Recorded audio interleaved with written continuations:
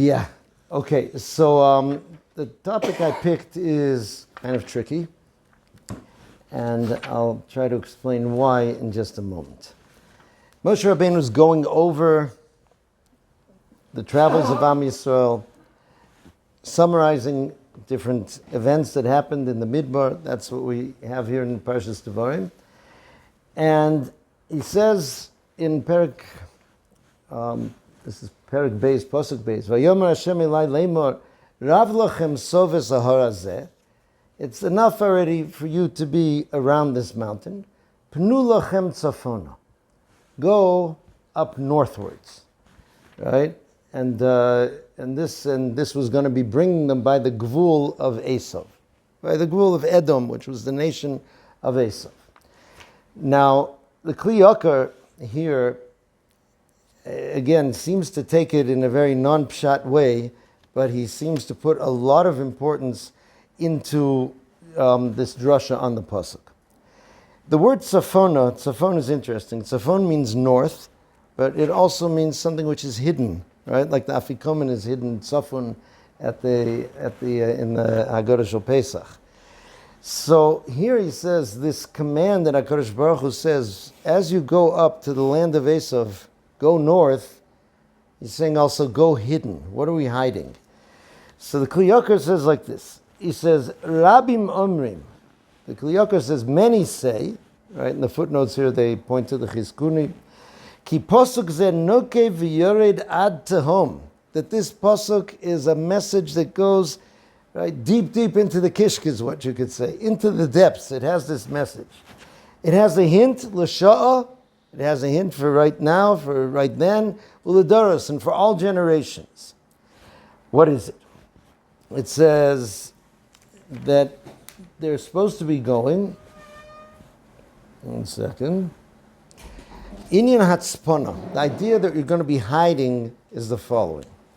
She'im yimtza ha'isha Yisraeli begalus.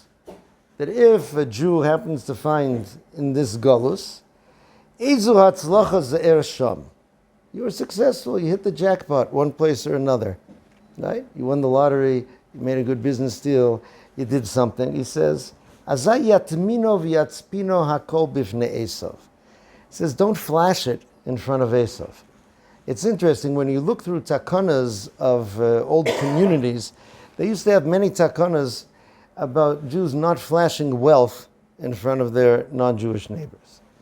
Okay, now, again, the reason I say it's a difficult topic is, it's if I decided to get on my high horse and give mussar about restaurants that have, steak for 500 shekel, but then, after shir, if someone said, I was going to give you a gift certificate to that restaurant, wait a second, so I'm not one to be, oftentimes when people speak about the idea of wealth and ostentatiousness and all these things, it's very easy for the ones who don't have it to speak about it, right? But you have to see how you would behave if and when you do have it. But let's look at the reasoning for it. He says, there's no nation that is jealous of Am Yisrael than Esav. Now, what is he talking about? First of all, do you know any Esavians around, any Edomites that you know? What the Ramban explained is that before the Roman Empire fell, they adopted Christianity as their central religion, and they spread Christianity, and with that they spread the opposition to Am Yisrael as well. That's where our struggle today, so to speak, with Edom, that went into Rome, Rome went into Christianity. This is not talking about the way a person relates to any particular Christian day to day. There was a famous story that when they were sitting Shiva for Yaakov Kamenetsky Zatzal, so some nuns walked in. That was a real crowd stopper. And they said, we just wanted to say that we'll miss your father, because when we passed him on the street, he would smile and say good morning. Some other Jews, they said, would just turn away, or some even spat on the ground or something. So again, that's not, and there were many Rabbonim who used their relationship with, even with church officials, sometimes for the good of Am Yisrael.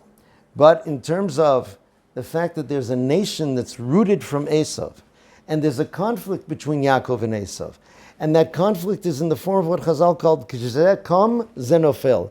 It's like a seesaw. One is up, one is down. So therefore, if Esav sees Am Yisrael flashing upness, then they feel that they are being threatened, and they feel perhaps that they're in the second place position, that Yaakov stole, right, from Esav all of the blessings, etc. So he says, this is what they know. They say, Hakol gezula b'yodom mehem in birkas Yaakov Avinu. They said, anything the Jews have, that's ours. It's stolen. Yaakov took that from Esav. Now you're saying, I don't think I could interview anybody out on the street, right, that says, I don't like the Jews because what they have came from my great-great-grandfather Esav and they stole it from him. We're talking here about forces that are in the roots of a nation. Okay? This is something that's always, I was wondering once, when you look in the Nevi'im and you see prophecies about the revenge that's going to be on, the kingdom of Tzor and the kingdom of this and the kingdom of that, and these kingdoms don't exist anymore. So as it's talking about, but there's a spiritual force behind every nation, and that is where these things are going to play out. So the spiritual force of Esav is one that we are dealing with very intensely day to day. He says, V'chein Yaakov tziva lebanav lama tisra'u. Now he says, if you want an example of this, Yaakov told his sons, right, we have food, don't show it off around that we have food. He says, Rashi said, Bifnei b'nei Yishmael ve'esav ki ilu atem sveim. Right? In other words, we're surrounded by b'nei Esav, by b'nei Yishmael. So we happen to have food right now, but let's not be ostentatious about it. Both Yaakov and Yishmael feel that they were robbed. I'm sorry, Esav and Yishmael feel they were robbed. Esav, as we said, Yishmael felt that Yitzchak got the brachas that should have been his. Okay, so therefore he says, Pnu lachem tzafona, go in a hidden way that they shouldn't be jealous of you. And he says, I have to say, he's speaking, I don't know when the Yakar lived. Anybody know when the Yakar lived? He says, this is hefech mimash Yisrael osim b'doros halolu b'artzos yevim. I have to say that this is the exact opposite of what Jews do in the countries that they're living in. If a guy has a mana, he somehow has 100 spare bucks, he manages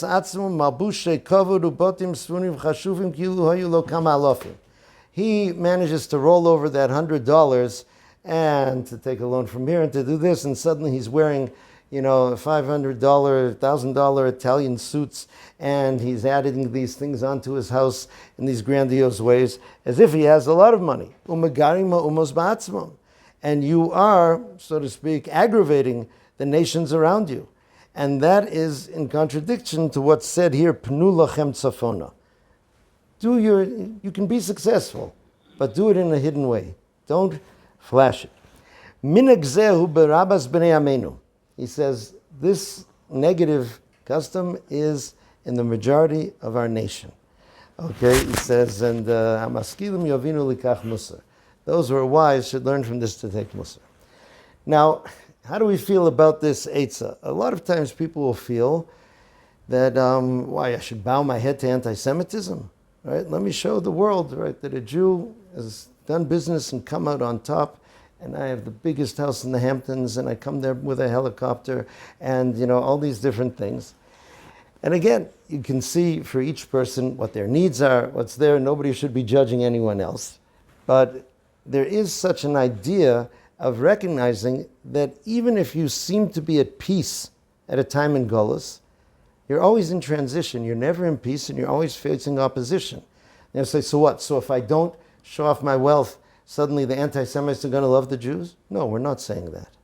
But you still shouldn't be aggravating the situation. It's not just because of what it will do to them. It's a certain lack of understanding of the fact that you are in Galus.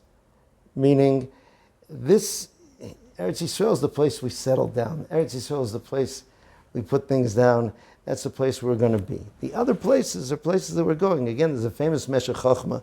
I looked at it again today, where he says, there's a big problem he identified is when people started saying Berlin is Jerusalem, right? Then you say Berlin is Jerusalem, so that's going to get shaken up, and it did.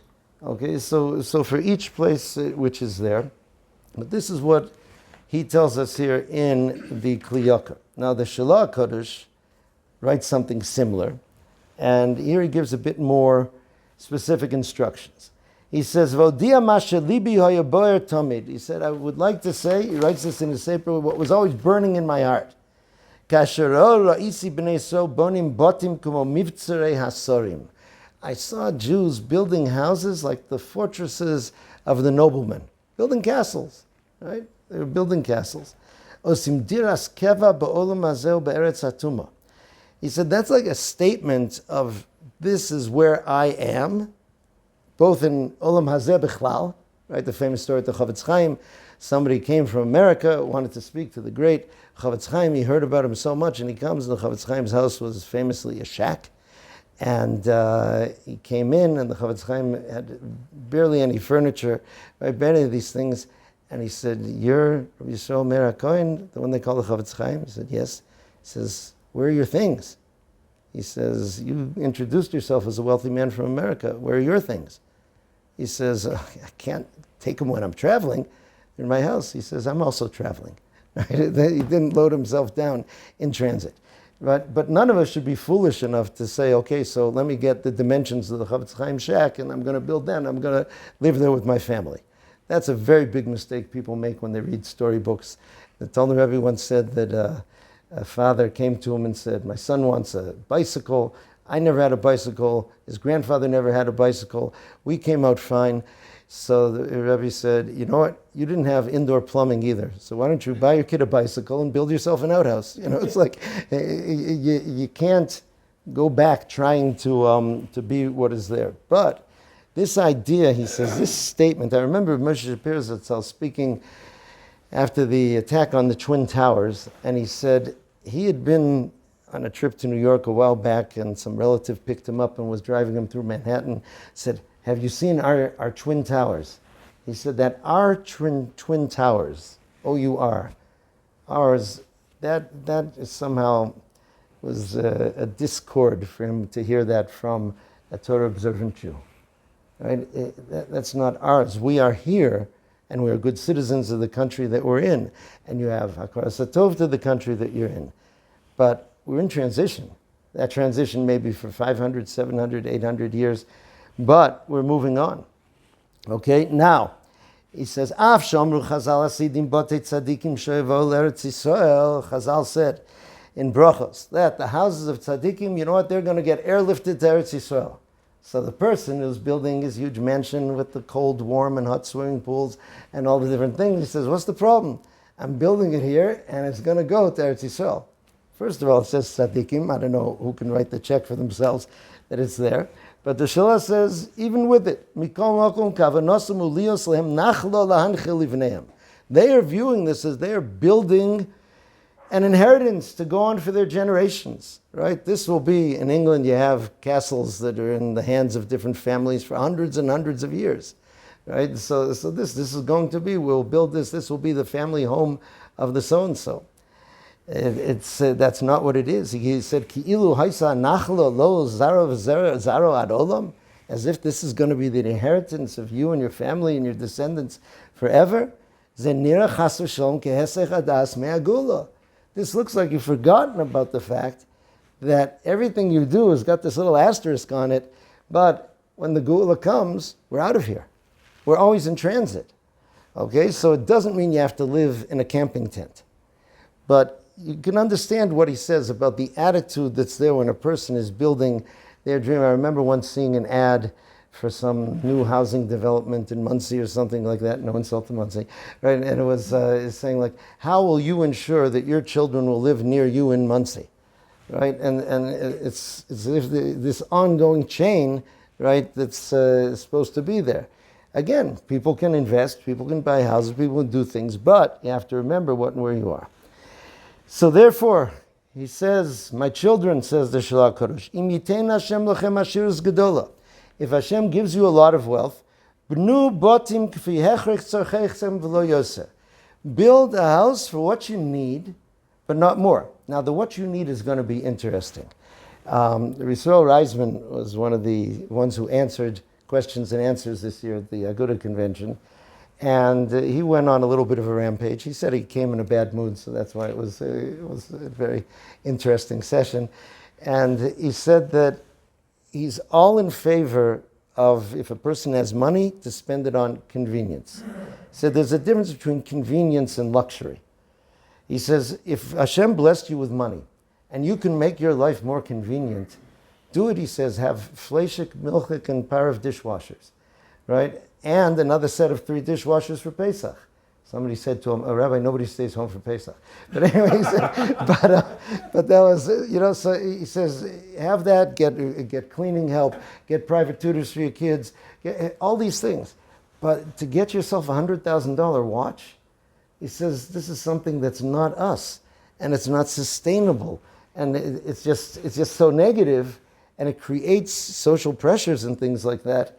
So here, so that's why I'm bringing this here, because when the Shela says build it for what you need, he's not saying a minimal little hut. He says, Lo tivnu migdalim v'chomos b'gaivo gdula. Don't build towers, right, and walls, and have a drawbridge and a moat and all that kind of things like this in Long Island. Right? You don't have to build something that's going to make everybody stop and look. Rak lios lachem modor lefi kvodchem. It should be a respectable living place for you according to who you are and what you are. And listen to this in terms of mapping out the house. You know what you need extra rooms for? People need a room where they can be alone, right, for thinking in Torah and Tshuva. That's how the Shela maps out. If you were talking to his home designer, the interior decorator, okay, where's the room for Hisbodah that's going to be for me and for my wife and for the children, so we'll be able to have a head clear when we're thinking in Torah and Tshuva. He says, go for it with that. He says, I'm not telling you to live in tents. He says, that's simply not applicable nowadays. I'm just telling you, right, to leave aside these buildings that are so fabulous, more than what you need to live in, right? And chadorim lekavod hisbodedus lishmod misbach. And don't forget those rooms, right, where you're going to be able to be misboded and think and daven and learn, right? That's the bare necessities of your house that you need. So there was a story that I saw about Rabbi Chanan. It's interesting when we read about these different gedolim. We often, in our minds, we give them all sorts of paraphernalia that they just didn't have. I think somebody was telling the Pnei Menachem Zatzal, the previous Ger Rebbe, a story. He said, and this Rebbe so-and-so, so I heard that he got into his carriage with the horses. He said, carriage? He said, he didn't have shoes. What do you tell me he had a carriage?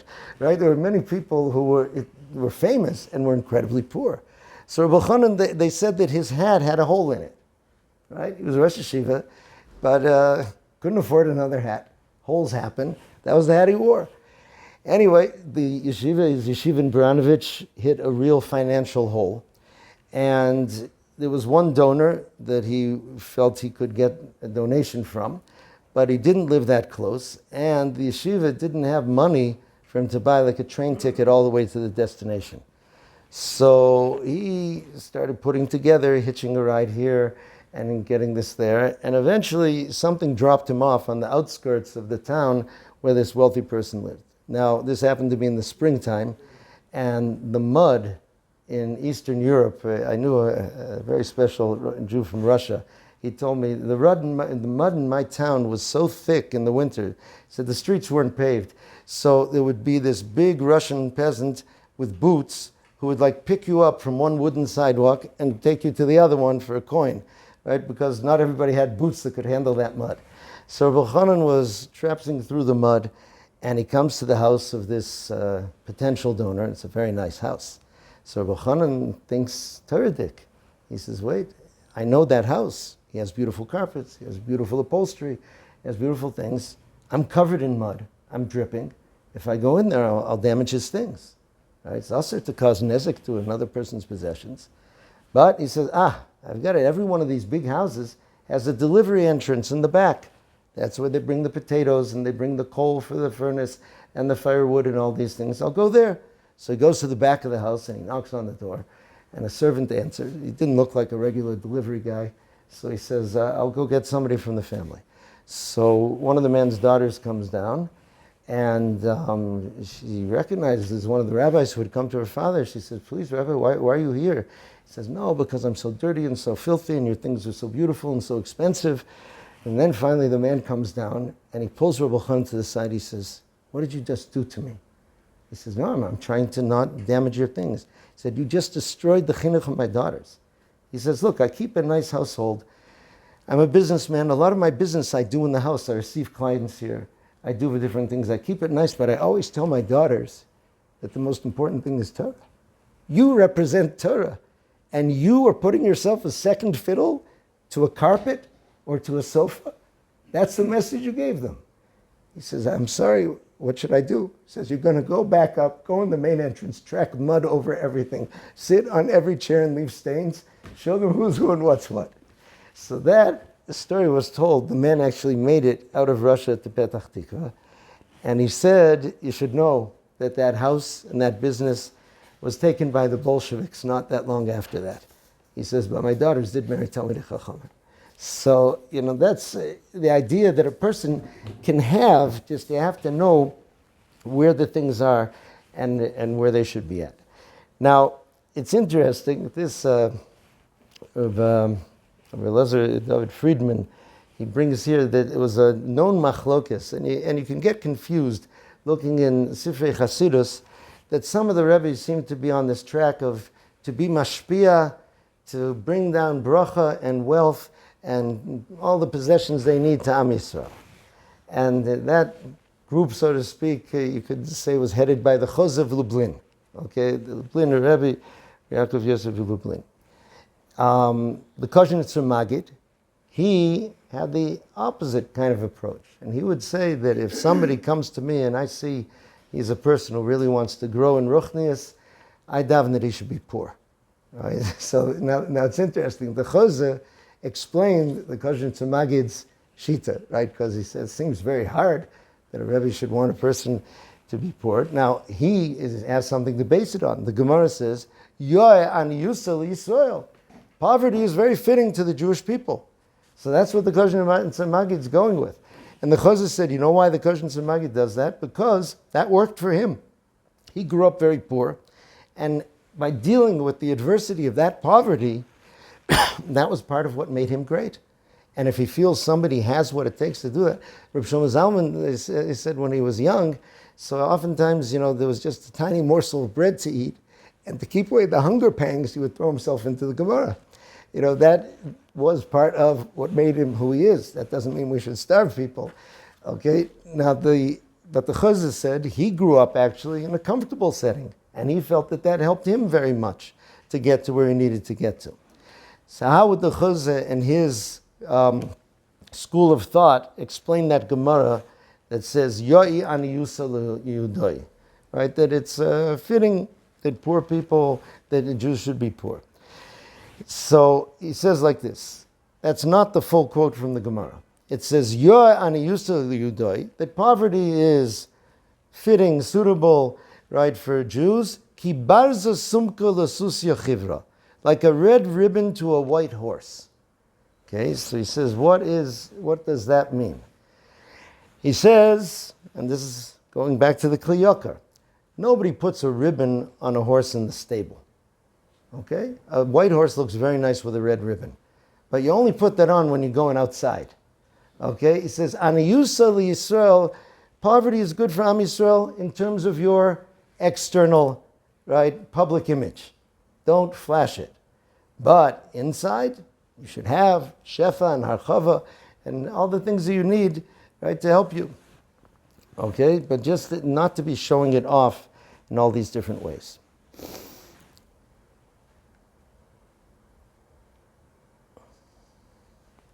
I just left my head a second.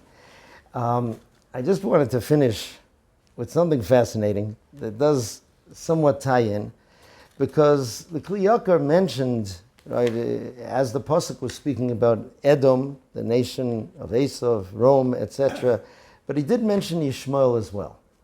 Now, they wrote a short biography of Rav Hutner in the beginning of the Sefer Zikaron, what's called, and it's recently been published in English. After Evetson David, his daughter, passed away, they published it in English.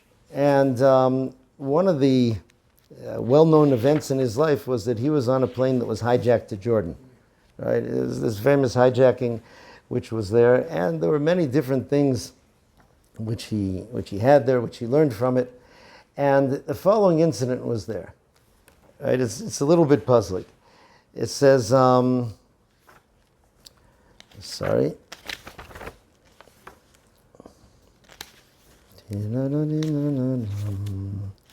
Yeah.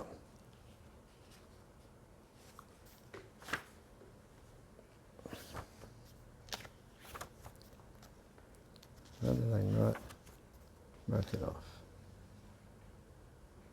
Oh, here it is, the hijacking.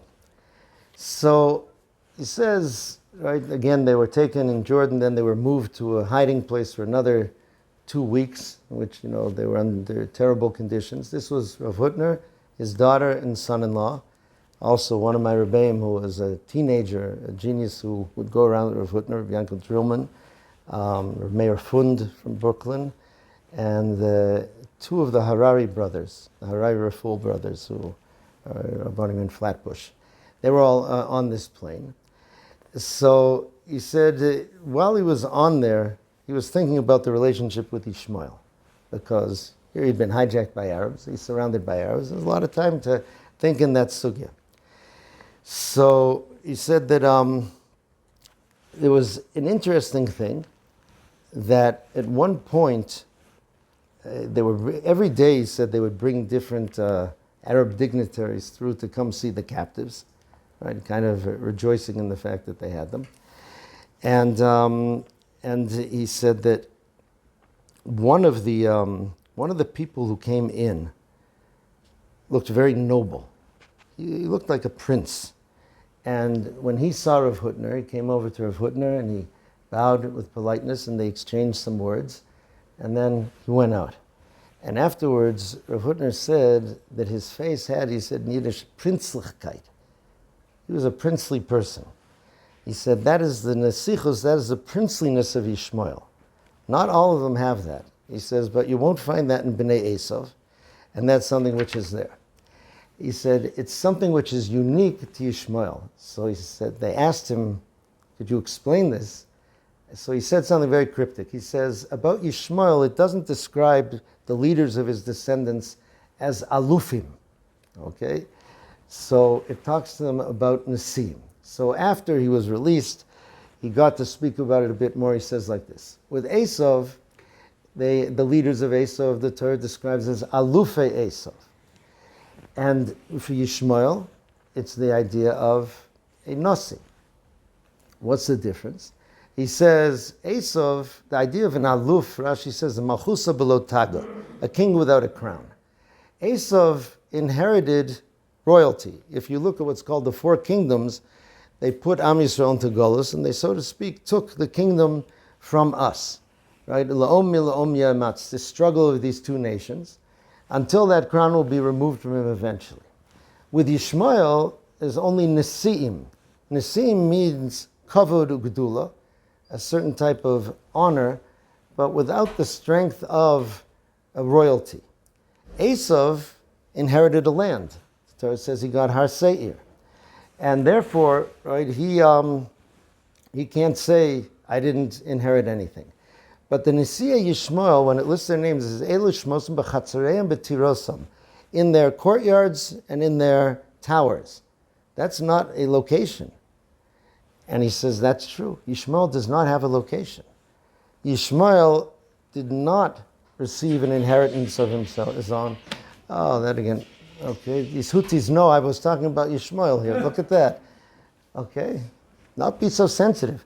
Is it coming? So anyway, so he says, so the anger of Yishmael against Am Yisrael is the anger of a person who doesn't have a place. He says you do have to realize that there's something. They're trying to take over the world, so to speak, is their place. But we have to be sensitive also in terms of not fleshing. It doesn't mean not being proud of the fact that Eretz Yisrael belongs to us.